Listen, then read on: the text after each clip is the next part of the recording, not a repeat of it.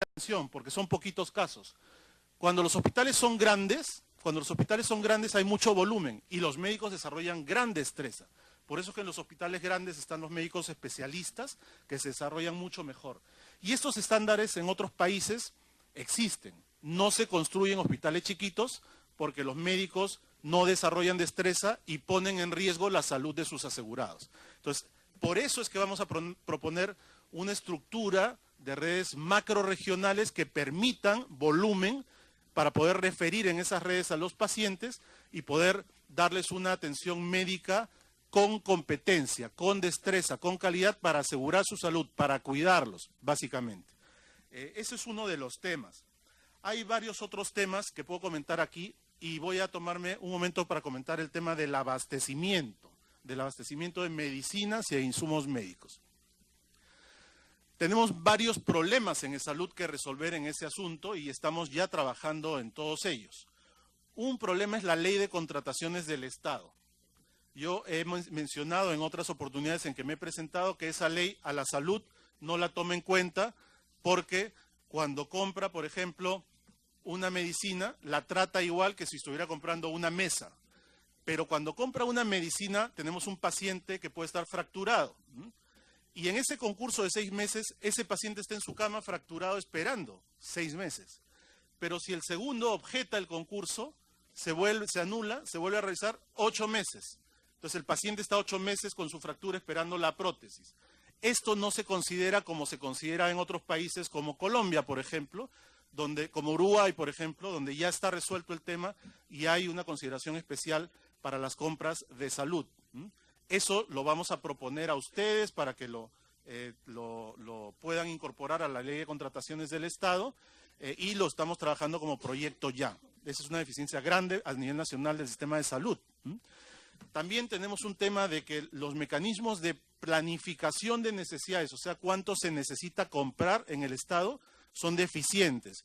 Nosotros hemos entrado en profundidad a conocer la lógica de cálculo de cuánto hay que pedir de medicamentos e insumos médicos y es una lógica errada. Y por lo tanto tenemos que salir a comprar sistemas como los tiene, por ejemplo, cualquier cadena de farmacias del sector privado para poder calcular bien cuánto hay que comprar. Tenemos sí la demanda de las redes, de los médicos asistenciales, de cuánto necesitan, pero no hay que comprar lo que dice el médico, porque si el médico de Iquitos me pide 1000, yo me voy a demorar por lo menos varios meses en comprar y varias semanas en distribuir. Por lo tanto, tengo que comprar más de 1000 para cubrirme ese plazo de desabastecimiento. Eso está considerado en los sistemas que no tenemos. Otro tema es que compramos de muchas formas. Compramos centralizadamente, porque el MINSA tiene una compra centralizada nacional. Compramos a nivel de la Oficina Central de Salud y compramos a nivel de las redes hospitalarias de salud. Entonces hay un nivel de desintegración de la cadena de suministros que es una mala práctica logística conocida en lo que es la ciencia de la cadena de suministros, en la administración.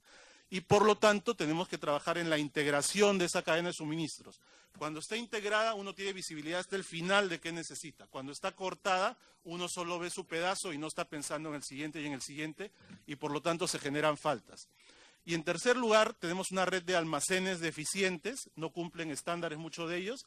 Estamos ya trabajando en todos ellos para elevar su nivel y en tener almacén centralizado.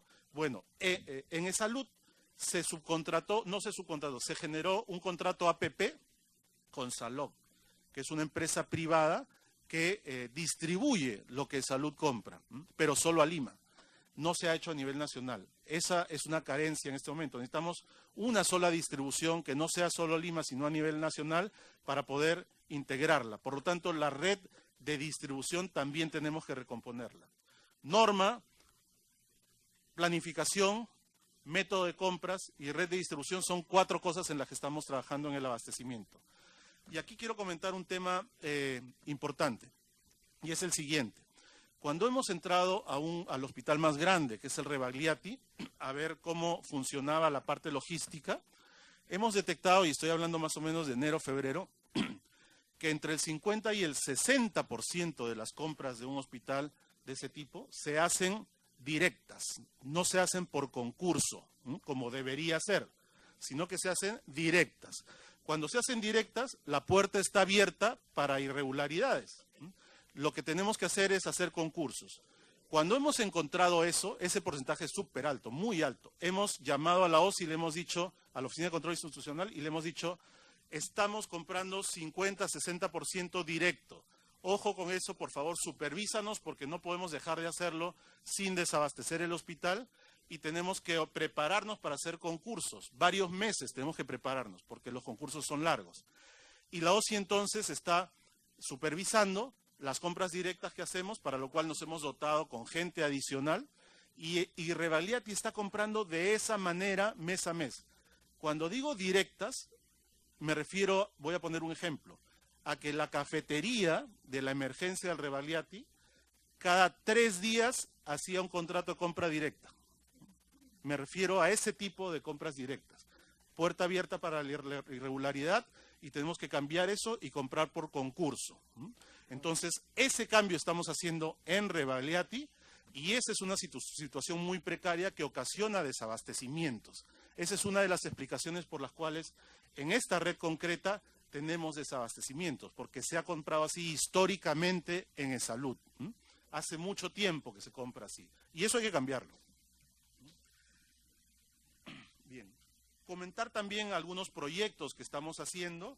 Por ejemplo, estamos haciendo nuestro Sistema Nacional de Bancos de Sangre, estamos revisando también el mantenimiento de equipos médicos. Cada red pequeñita hace su propio mantenimiento y contrata su empresa pequeña. Queremos hacer algo mucho más profesionalizado y preventivo, porque el mantenimiento preventivo debe ser la norma y no lo es ahora, y por lo tanto los equipos se deterioran y se estropean, y tenemos que pararlos para arreglarlos. Se está trabajando en eso y se va a lanzar concursos para poder trabajar con proveedores de buen nivel para poder dar mantenimiento a los equipos médicos y a nuestra infraestructura. Entonces, estos son ejemplos de lo que se está haciendo operativamente, siendo crítico el tema de abastecimientos y siendo crítico que en un hospital tan grande como Revaliati hayamos encontrado unas compras directas en esa magnitud que no son un procedimiento que debería darse en el Estado. Quiero comentarles también sobre el tema médico, en la atención clínica, la prevención. Tenemos redes hospitalarias. E-Salud tiene muy débil la red primaria de atención. La red primaria de atención es la red de centros médicos, consultorios, ¿no? En cirugía de día, policlínicos. Esa red debería contener la demanda hacia nuestros hospitales. No existe fuerte y por lo tanto no está contenida. ¿Qué quiere decir? Que a nuestros hospitales llegan personas con dolencias que podrían haber sido contenidas a nivel primario y por lo tanto exceden nuestra capacidad hospitalaria, van a las emergencias y las llenan. Entonces, un proyecto importante es desarrollar la red primaria. Y además la medicina en E-Salud, a pesar de ser una organización unitaria, es decir, E-Salud puede tomar decisiones de gestión para toda la organización a la vez, no región por región. Lo que sucede es que, sin embargo, cada red tiene ciertas autonomías que no permiten estandarización de la medicina. ¿Qué quiere decir eso? Que, por ejemplo, la medicina cardiovascular se practica de una manera en la red Revaliati, puede ser otra en La Almenara, otra en Trujillo y otra en Loreto, por decirlo, ¿no? En La Libertad y en Loreto. Entonces, lo que tenemos que hacer es armonizar esto con guías clínicas, con paquetes quirúrgicos, con normas, etcétera, para que la medicina se practique de manera estándar y de manera gobernada por un ente central que pueda dictar las normas y procedimientos para esa práctica. En eso estamos trabajando también. Decir también que nuestra organización es por redes, efectivamente, y lo que tenemos que hacer, y ya estamos trabajando en el proceso reorganizativo, es que cada red sea cruzada por un organismo de normas y procedimientos por especialidad, por un lado, y por nivel de atención por otro. Por ejemplo, una entidad que para todo es salud norme la atención primaria, otra entidad que para todo medicina cardiovascular norme la medicina cardiovascular, etcétera, ¿no? En eso estamos también. Decir también que estamos haciendo algún piloto nacional que ya está en marcha, el piloto infarto. ¿Qué es el piloto infarto? Que en medicina cardiovascular, cuando alguien le da un infarto, pueda llegar en un tiempo previsible a atenderse al lugar que corresponde y que lo atiendan desde la ambulancia que lo recoge hasta que llega al lugar correspondiente. Ese es un piloto para garantizar un nivel de servicio en temas de infarto a nuestros asegurados, ¿no? Estamos desarrollando también un proyecto de trasplantes para poder estandarizar y además extender la buena práctica de trasplantes que se hacen en salud en los hospitales Almenara, Rebagliati y en el INCOR, donde se hacen trasplantes de corazón. Estamos creando una unidad de cirugía fetal, entre otras mejoras operativas en la parte médica. En la parte financiera, quiero decir lo siguiente. Efectivamente, cuando nosotros comparamos los ingresos con los gastos, nos sale negativo, nos sale una diferencia, ¿no? Estamos estimando la diferencia a fin de este año, la estimamos en 500, ha surgido una necesidad más, hoy día está cerca de 600, negativo, y eso ¿cómo lo cubrimos año a año y cómo viene cubriendo lo de salud? Es ir a FONAFE y decir, vamos a generar este déficit, necesitamos que nos dejes usar, FONAFE, saldos de ejercicios anteriores, o sea, superávits que antes ha tenido de salud, para poder cubrir esto. Con estos niveles de déficit, estimamos que esos superávits nos van a cubrir 2 años más, 2 años más. Por lo tanto, tenemos 2 años para generar equilibrio financiero en e-salud. ¿De dónde vamos a generar el equilibrio financiero? Primero, con productividad, manejando mejor nuestras redes, etc.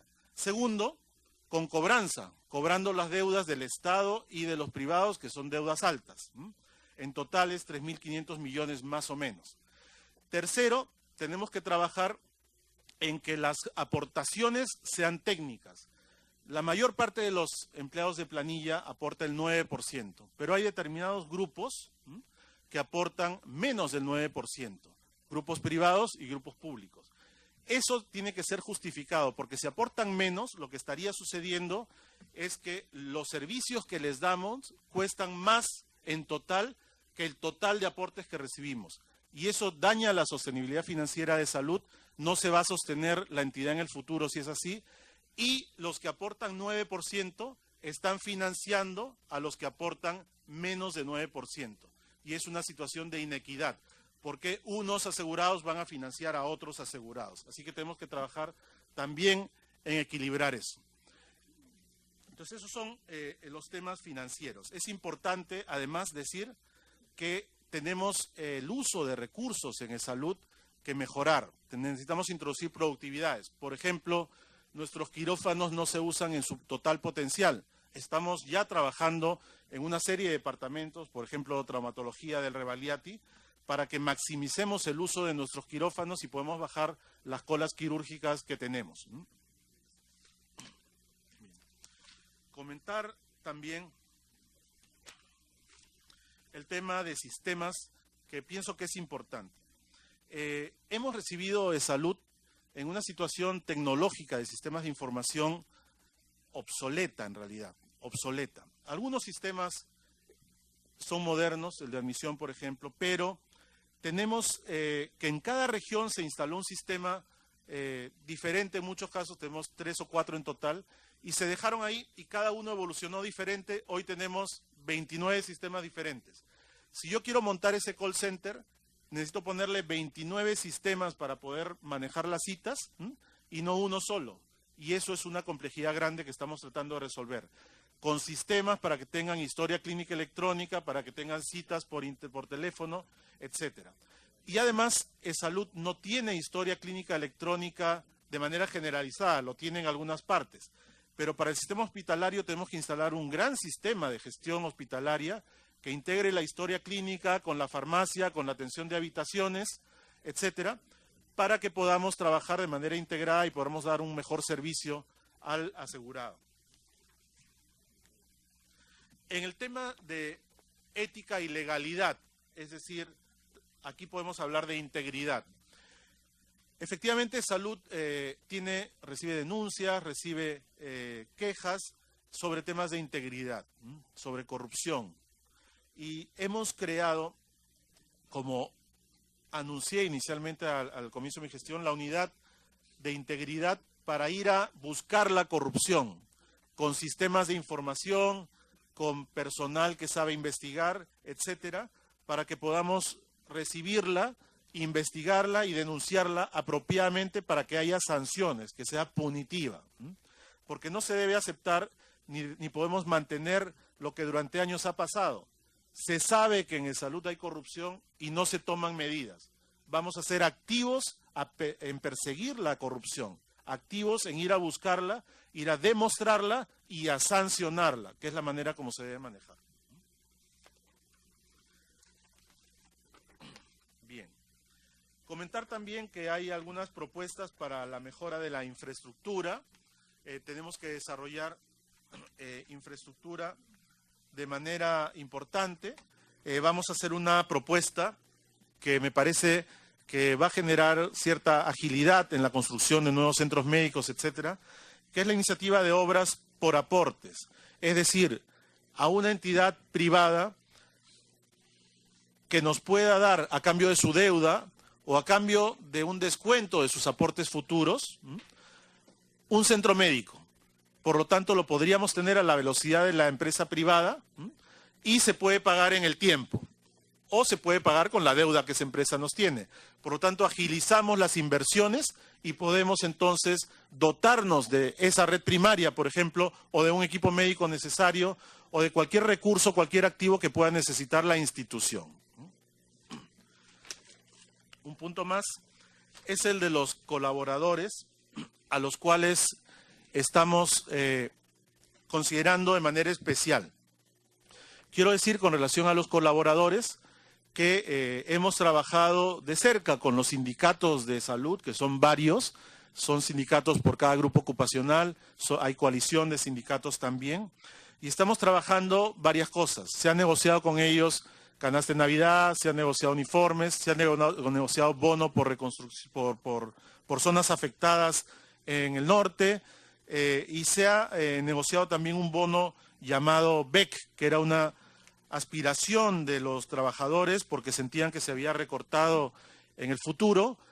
Un grupo de sindicatos, el mayoritario, logró una sentencia judicial y esta sentencia se ha aplicado no solo al grupo adjudicatario, sino que por equidad se ha generalizado a todos los trabajadores de salud que han recibido 1.600 como bono. Ahora, sabemos que hay una aclaración que nosotros habíamos solicitado al sindicato también, que está a punto de notificársenos y por lo que ha comentado el sindicato va a ser a favor de que este monto no sea por un año sino por 2. Así que en eso estamos en este momento esperando la notificación para tomar las decisiones con relación al monto que ya se ha en una parte entonces pagado a todos los empleados. Hay más temas con relación al manejo de nuestro personal desde la entidad central. Queremos desarrollar un modelo de gestión de personal específico para los asistenciales que tome en cuenta especialización por experiencia y cambio de grupo ocupacional. Nos hemos demorado en eso, pero tenemos claro que tenemos que implementarlo. Además de una serie de otras medidas como procesos de inducción a la entidad, etcétera.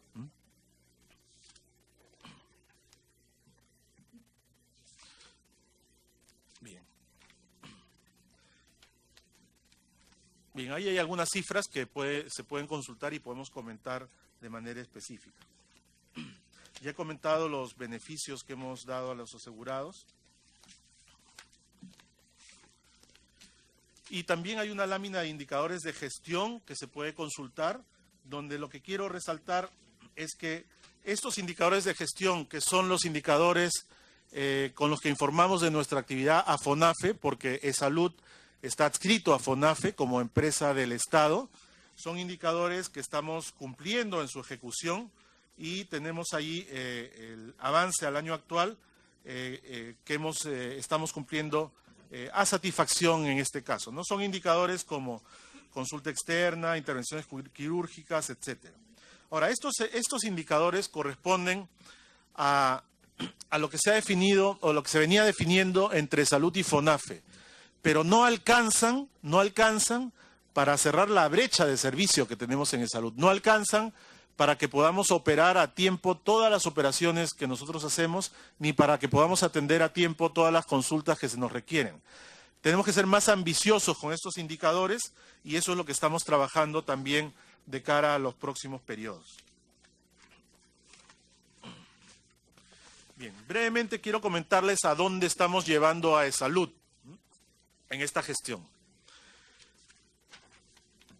En eSalud vamos a aplicar una práctica que es reconocida como una buena práctica, que ya se ha implementado en el otro sistema que tenemos en el país, en que existe el SIS y los prestadores. El financiador y el prestador, o sea, la institución de seguros o la organización de seguros y la organización que presta la atención, vamos a distinguirlas, porque hoy en eSalud el área de seguros está mezclada en el organigrama con el área de prestación. Necesitamos especializarla e independizarlas internamente en la organización. ¿Por qué?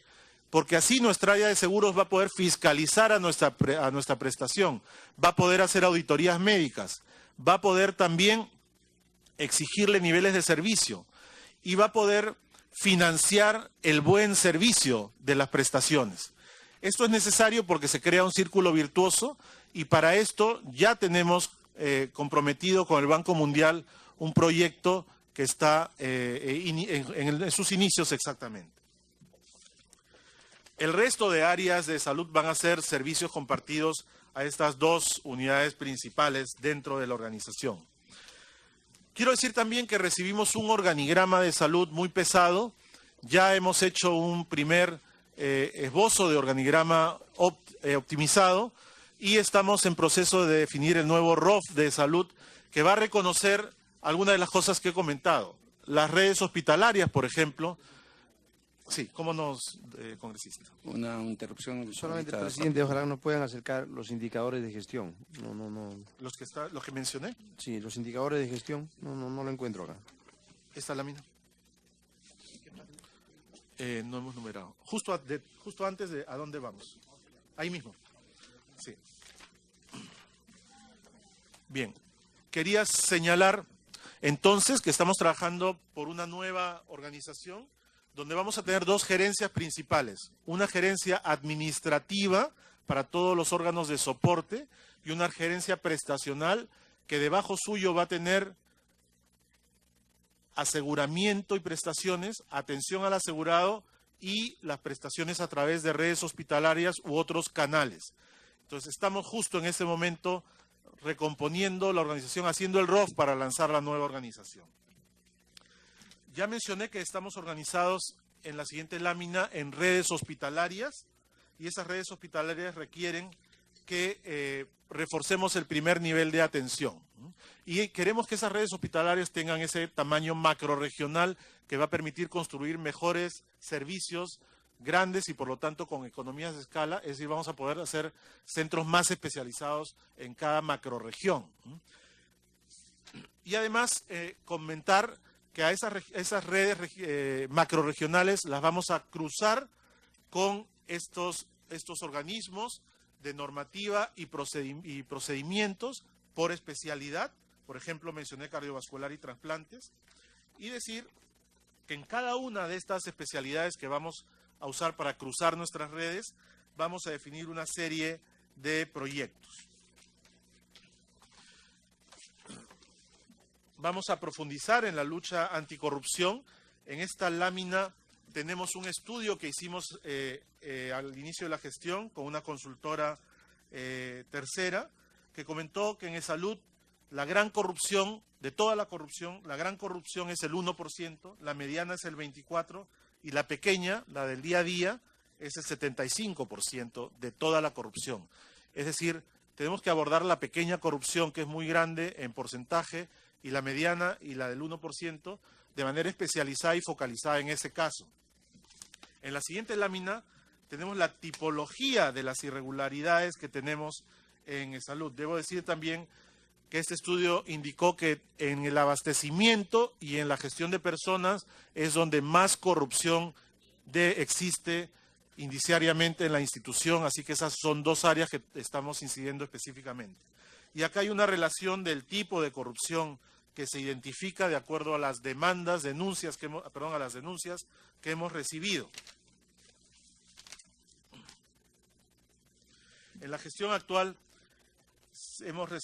tenemos ya reportadas 157 denuncias ante el Poder Judicial y la tipología está definida ahí: delitos de falsa declaración de procedimiento administrativo, falsedad genérica, falsificación, estafa, hurto, negociación incompatible, omisión de funciones, colusión, cohecho propio, etcétera. Tenemos una serie de medidas anticorrupción. Tenemos una comisión de integridad, tenemos también esta nueva unidad de integridad y tenemos un nuevo plan anticorrupción que ha sido diseñado para su implementación a continuación de este primer año. Bien, quiero pasar también al tema tecnológico y logístico finalmente, que es parte de la visión que tenemos. Necesitamos, como digo, integrar a la organización con un sistema que nos cubra a todos en cuanto a la gestión médica, otro en cuanto a la atención al asegurado, pero antes tenemos que hacer que haya internet, que la hay deficientemente, que haya seguridad de información, toda la información de salud se filtra. Necesitamos que haya fábricas de software para poder mantener adecuadamente los sistemas, en este momento nos recarga mucho, etcétera. Hay una serie de etcéteras que tenemos que hacer como prerequisito para tener un buen conjunto de sistemas de información en salud. Ya comenté el tema logístico y finalmente el tema de calidad. No voy a entrar en el detalle porque hemos mencionado los temas anteriormente. Con relación a proyectos de inversión, quiero decir que, como mencioné, necesitamos mayor capacidad resolutiva, tenemos que ampliar la oferta de hemodiálisis, estamos cortos, subcontratamos mucha hemodiálisis a privados por necesidad, y eso tenemos que en alguna medida revertirlo. También tenemos que revertir otra serie de servicios que en este momento no son óptimos. Estamos trabajando en inversiones para diálisis, para quimioterapias, etcétera. En la siguiente lámina hay cifras con relación a los proyectos de inversión en sus diferentes etapas. 5.400 millones tenemos en fase de preinversión para este tipo para los diferentes niveles de atención, y en fase de inversión 803 millones para los diferentes niveles de atención. El 1 es primaria, el 2 es intermedio, hospitales de segundo nivel, y el 3 es atención compleja, además de los aceleradores lineales y la atención renal. Y en la siguiente página quería mostrarles también que en viabilidad tenemos 11 proyectos por el monto de 1.600 millones, en formulación 21 proyectos por el monto de 2.600 millones, y en proyectos aún no iniciados tenemos 11 proyectos de 1.000 millones en este momento. También decir que tenemos proyectos en diferente porcentaje de ejecución, algunos de ellos ya concluidos, están relacionados en la siguiente página, y tenemos avances del 90%, por ejemplo, en el Hospital de Vitarte, 70% en la Unidad de Atención Renal de Cusco, en Huancavelica 55% en el Centro Médico de Pampas, etcétera. Tenemos una serie de inversiones que están en camino y están siendo desarrolladas en este momento en la etapa correspondiente. La siguiente página, lo mismo con relación a la preinversión que está en etapa de formulación. Por ejemplo, mejoras en el Hospital de Grau, mejoras en Escomel también en el caso de Piura, perdón, Escomel en el caso de Arequipa. Tenemos también más proyectos, ahí están listados, Huaraz, Ica, Juliaca, Hilo, etcétera.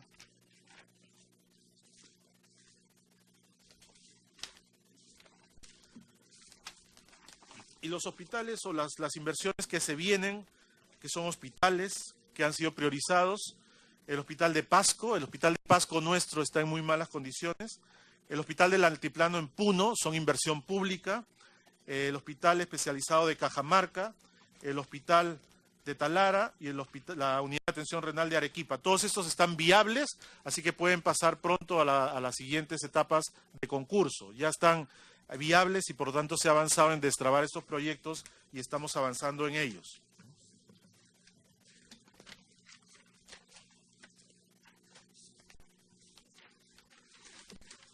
Bien.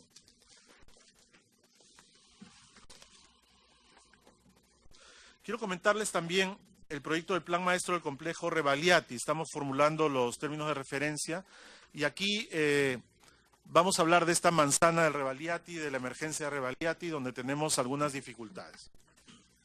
Quiero comentar lo siguiente. Nosotros estamos enfocando el tema de la manzana Rebagliati como un conjunto, porque efectivamente la emergencia del Rebagliati, que voy a comentar en más detalle, no está conectada con el hospital físicamente, pero tampoco está conectado con el hospital físicamente el INCOR, tampoco está conectado con el hospital físicamente Salud Renal y tampoco están conectados físicamente y adecuadamente las emergencias